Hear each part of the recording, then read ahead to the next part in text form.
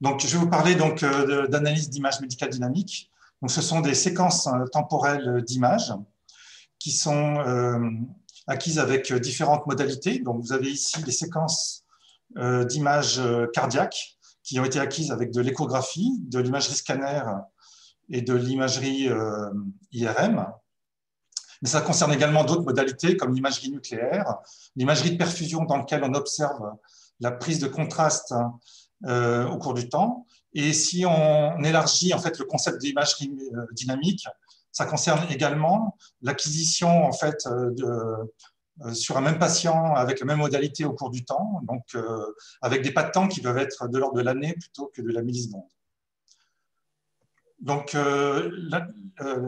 l'intelligence artificielle a de nombreuses applications en imagerie médicale. Il s'agit d'améliorer la prévention, le diagnostic et la thérapie. Par exemple, pour améliorer les pratiques cliniques pour extraire des indices quantitatifs.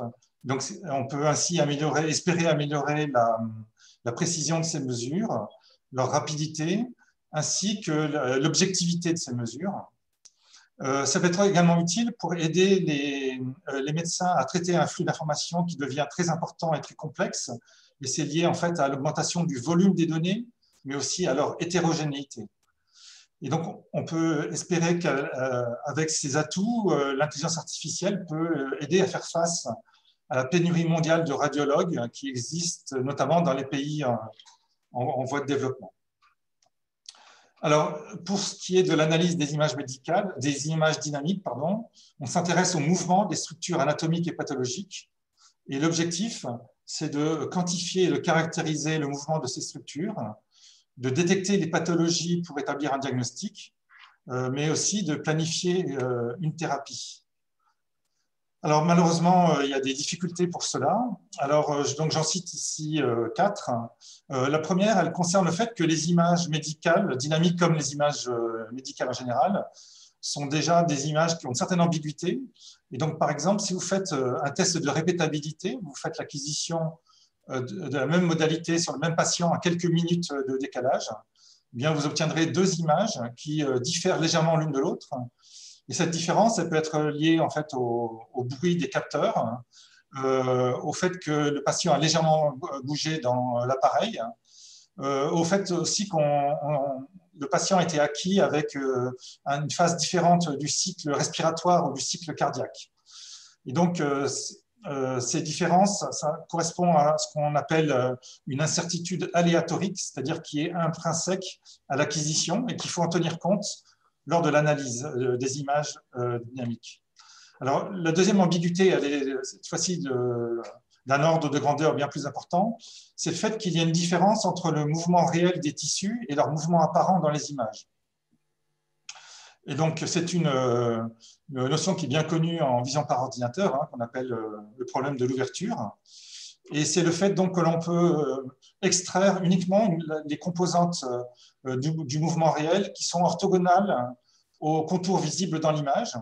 Et donc, par exemple, si vous avez une texture qui est uniforme d'un tissu, vous serez incapable d'estimer correctement son mouvement.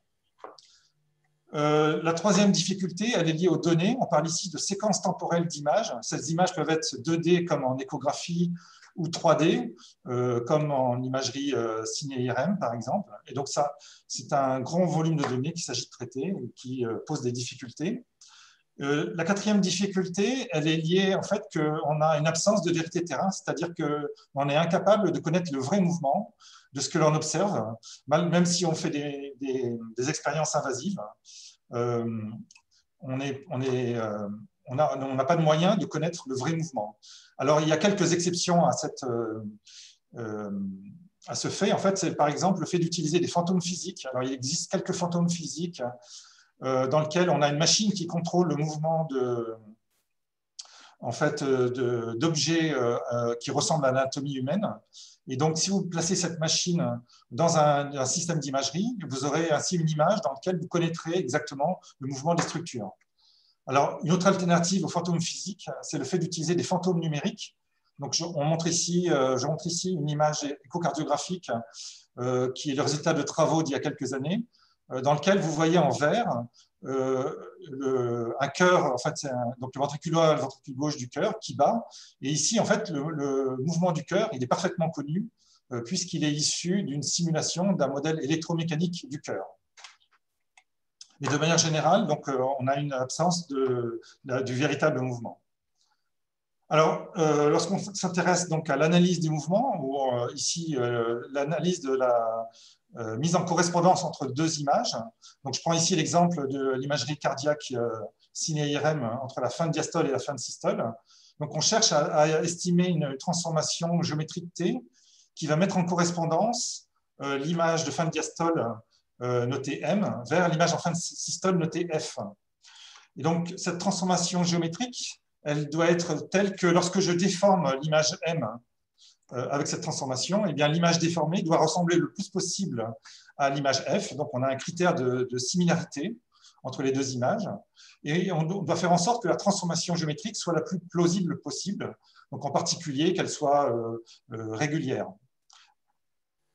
Alors, le problème, c'est que, comme je vous l'ai indiqué, c'est que il y a une ambiguïté sur la mise en correspondance des structures du fait du problème de l'ouverture. Et donc, en fait, on peut chercher à s'intéresser non pas à une seule transformation qui met en correspondance les deux images, mais à une distribution de transformations qui donc va prendre en compte le fait qu'un point de l'image M peut être mis en correspondance avec une infinité éventuellement de points dans l'image F. Et donc, on s'intéresse donc ici à ce qu'on appelle une distribution a posteriori de la transformation T en sachant les deux images M et F. Alors, je vous ai indiqué qu'il n'y avait pas de vérité terrain en général pour le mouvement visible dans les images. On peut cependant essayer d'utiliser des critères d'évaluation pour vérifier qu'on a effectué un bon suivi du mouvement. Donc, le premier, c'est évidemment de regarder la similarité entre les intensités, c'est ce que je vous ai déjà indiqué. Mais on peut également regarder la régularité spatiale et temporelle de la déformation. Vous avez ici une grille déformée qui apparaît à l'écran.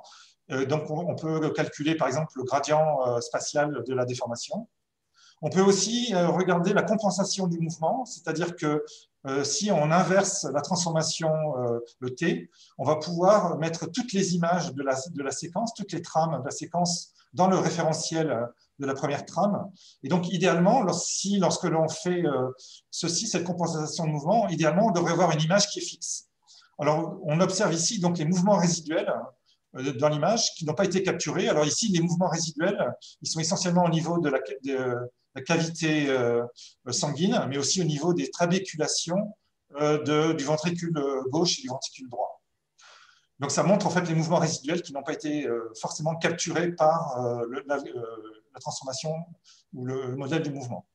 Enfin, on peut aussi mesurer la qualité du suivi du mouvement en faisant de la segmentation de structures anatomiques, ici les ventricules droit et le ventricule gauche, et en appliquant une déformation des masques qui ont été segmentés et en s'assurant que les masques déformés sont cohérentes avec les masques qui ont été effectués à des différentes trames de la séquence. Donc, on peut ainsi s'assurer que les structures anatomiques ont été correctement déformées par la transformation. Alors, malheureusement, dans ce dernier exemple, ça suppose donc d'utiliser des masques, des annotations, et on connaît très bien qu'il y a une limitation en fait, à cela, c'est la variabilité intra- et inter-expert. Donc, et pour illustrer cette variabilité, je vous montre ici des travaux en cours avec le professeur Renard Penat de la Pitié-Salpêtrière sur la segmentation des IRM prostatiques, dans lequel vous voyez ici des différences de segmentation de la prostate par 5 experts. Et en fait, la variabilité des annotations est également liée à la précision du protocole utilisé ou encore à l'outil d'annotation qui est utilisé. Et donc, lorsqu'on change d'outil d'annotation, on peut avoir des changements sur les masques. Donc, tout ça, ça participe également des difficultés d'évaluation du mouvement. Donc, dans les 10 minutes qui me restent, je vais vous parler donc, des travaux que l'on a effectués au sein de l'équipe EPION à l'INRIA et Siemens Healthineers à Princeton sur un modèle génératif probabiliste de suivi du mouvement, dans lequel donc, on estime une distribution de transformation, donc c'est une approche probabiliste, et qui repose sur de l'apprentissage profond. Donc, ce sont des réseaux de neurones profonds convolutionnels. Et donc, le fait d'utiliser l'apprentissage et non pas des algorithmes génériques plus classiques en traitement d'image, ça nous a permis d'obtenir des bonnes performances, mais sur un domaine restreint. Donc ici, on s'est intéressé à l'imagerie dynamique cardiaque IRM, hein, les imageries ciné-IRM. Ça permet également d'avoir des algorithmes qui sont efficaces, donc qui tournent en quelques millisecondes, voire en une seconde, alors que les algorithmes classiques tournent plutôt en plusieurs minutes, voire plusieurs heures. Ça permet au plus, donc ça c'est aussi une particularité donc, de l'approche que l'on a mis au point, c'est que non seulement on estime on a une bonne estimation du mouvement, mais on apprend également un modèle de mouvement et de déformation. Donc je reviendrai sur ce point-là au cours des prochains transparents. Donc je vais commencer par vous parler d'un modèle probabiliste pour l'estimation de déformation.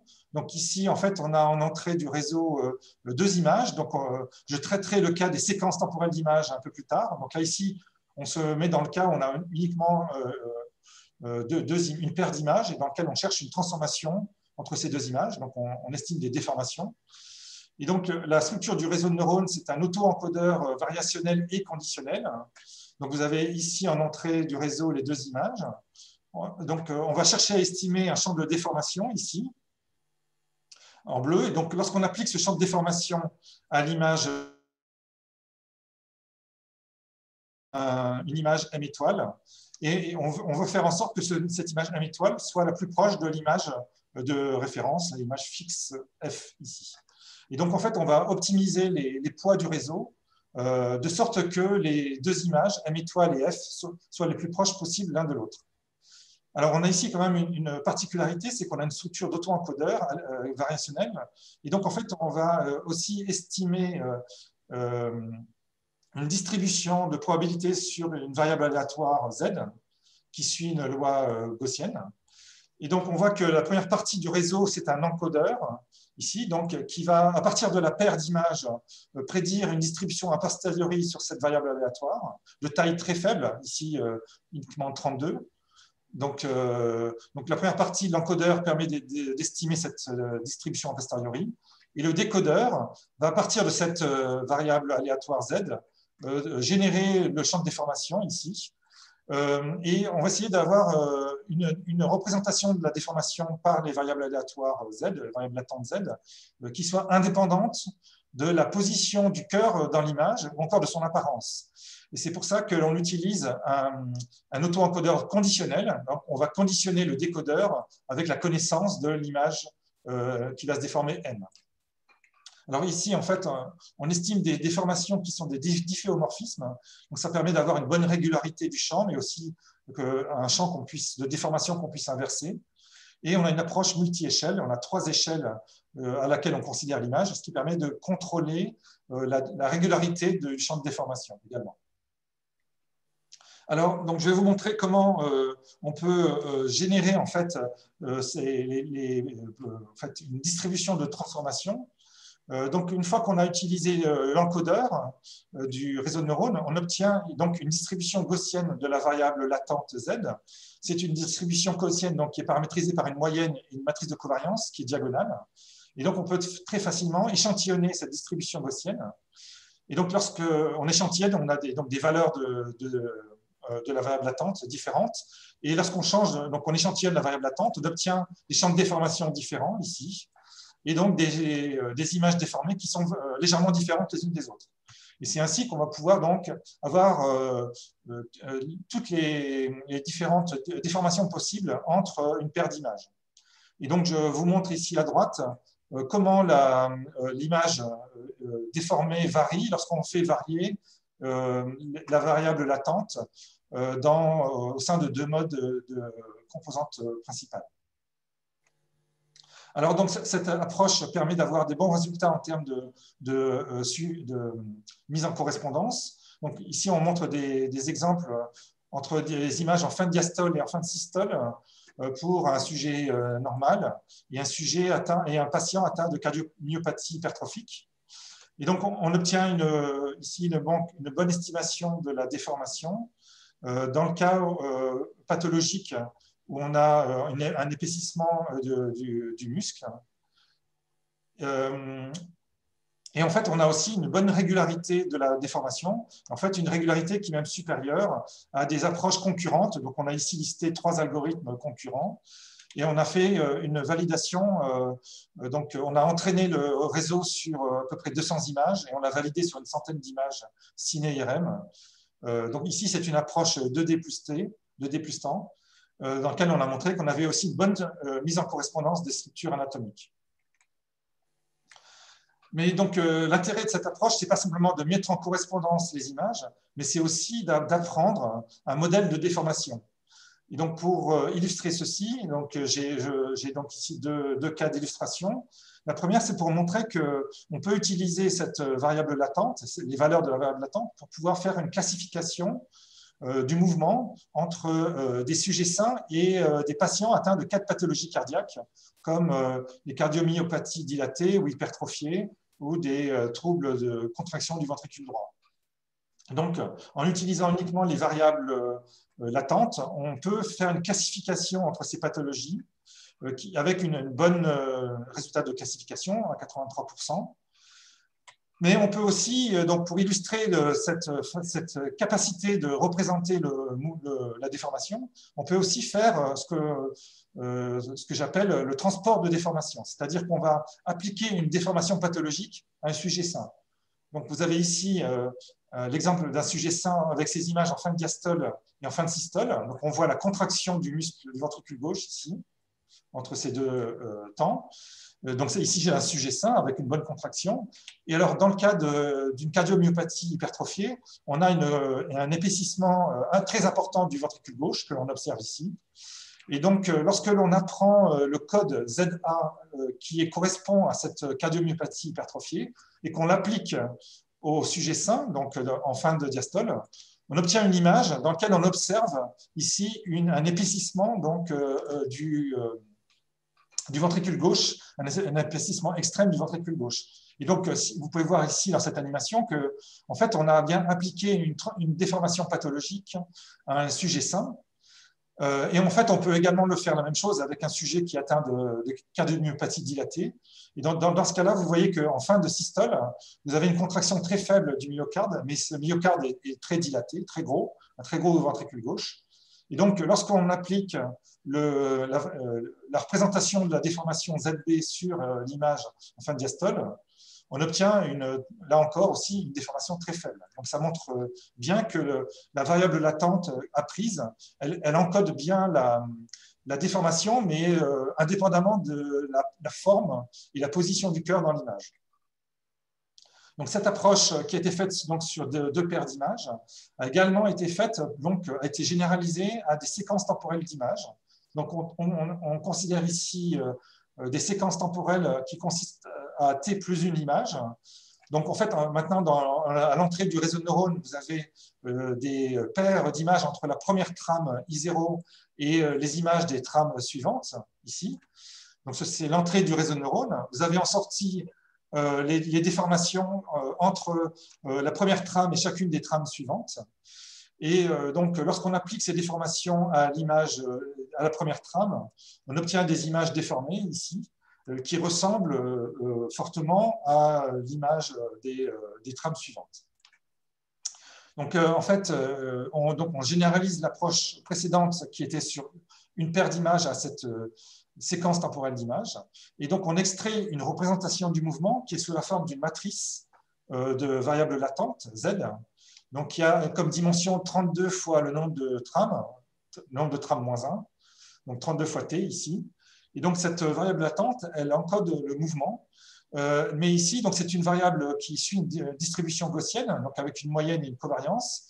Mais la structure de la matrice de covariance, c'est une structure qui est issue en fait, de processus gaussiens, avec un modèle de covariance, qui fait en sorte qu'on a une corrélation temporelle entre les variables ZT.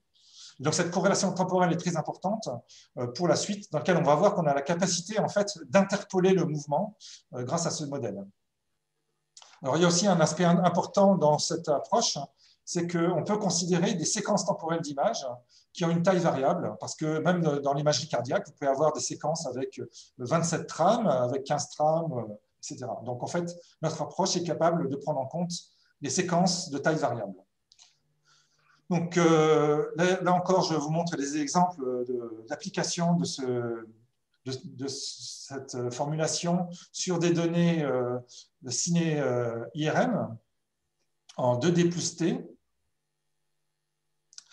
Donc, dans lequel on a à peu près 230 images pour l'entraînement et 100 images pour le test.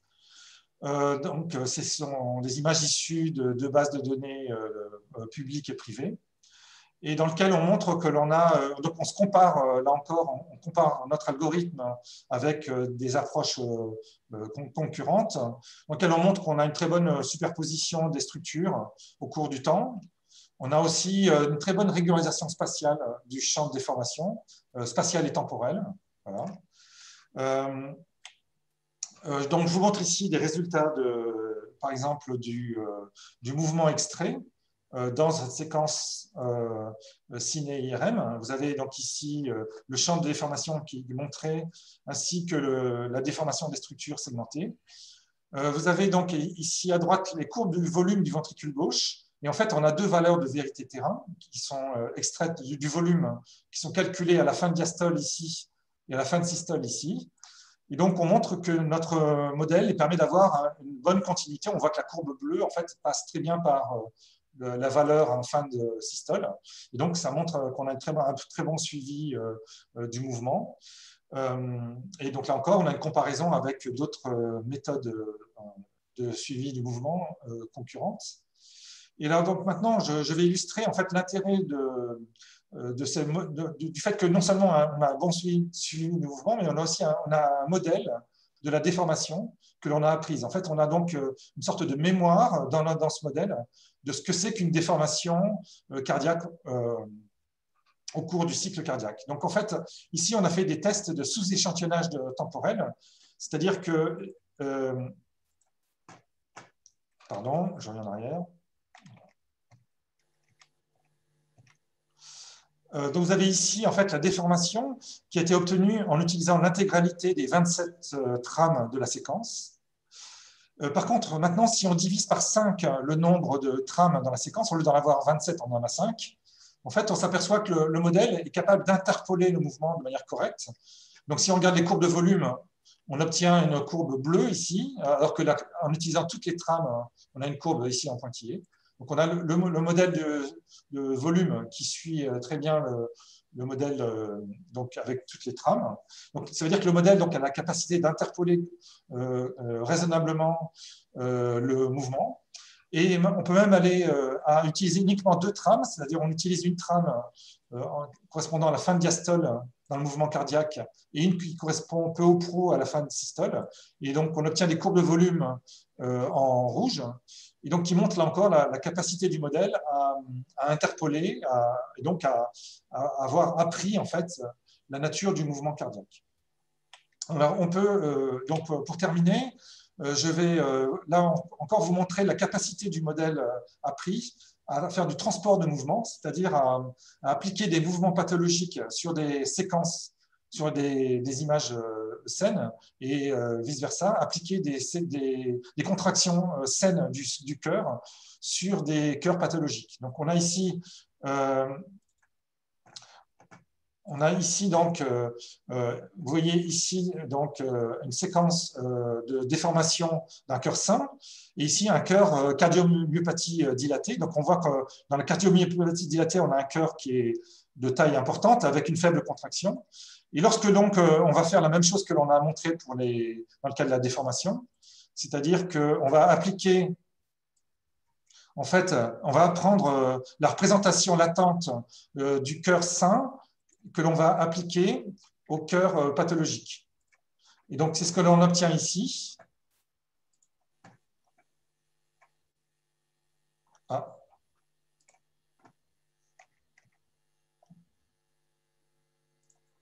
Donc, on obtient ici, en fait, c'est un cœur qui a l'apparence d'un cœur pathologique, mais qui se contracte de manière saine, alors que ici, vous avez un cœur qui a l'apparence d'un cœur sain, mais qui se contracte de manière pathologique. Donc, ça montre la capacité, là encore, de représenter le mouvement de manière indépendante de l'apparence et de la position du cœur dans l'image. Donc, pour conclure ma présentation, donc, je vais vous parler donc, des applications possibles de cette approche. Donc, c'est donc la capacité tout d'abord de faire de la mise en correspondance et du suivi du mouvement de manière très efficace, puisque ici on a des réseaux de neurones qui peuvent s'appliquer en quelques millisecondes. On est capable donc de faire de la compensation du mouvement et pour des applications cliniques, c'est important de pouvoir stabiliser l'image, d'enlever en fait le mouvement dans l'image. Alors, grâce à la capacité d'interpolation temporelle, on peut faire de la super résolution temporelle ou encore on pourrait imaginer faire de l'accélération d'acquisition grâce à ce type de technique. On peut aussi extraire, grâce à la représentation latente du mouvement, extraire des indices du mouvement qui sont corrélés avec des pathologies. Et donc, ce sont des choses que l'on peut extraire de manière, même avec des indices subtils du mouvement. Alors, avec les exemples de transport de déformation, on peut faire de la synthèse de séquences ou la synthèse d'images, donc ce qui est utile pour faire de l'augmentation de données dans l'apprentissage statistique. Et enfin, je trouve ce qui est important aussi, c'est qu'on peut propager l'incertitude du recalage. Donc, par exemple, fournir des courbes de volume avec une barre d'erreur, une incertitude, et qu'on peut donc propager sur, par exemple, le calcul de la fraction d'éjection dans l'imagerie cardiaque. On peut fournir aussi une incertitude sur le calcul de cette fraction d'éjection. Donc, les limitations de ces approches, c'est qu'on a donc les limitations, on va dire, qui récurrentes de l'apprentissage profond, c'est le fait qu'on a une faible explicabilité de l'espace latent. Donc, on a certes une représentation puissante, mais que l'on peut difficilement expliquer. On a donc, comme toute méthode de sélection, d'apprentissage, on a un biais de sélection qui est lié à l'ensemble d'entraînement. On n'a pas forcément une idée de la façon dont l'algorithme va se comporter si on lui présente des images qui ne sont pas dans l'ensemble d'entraînement.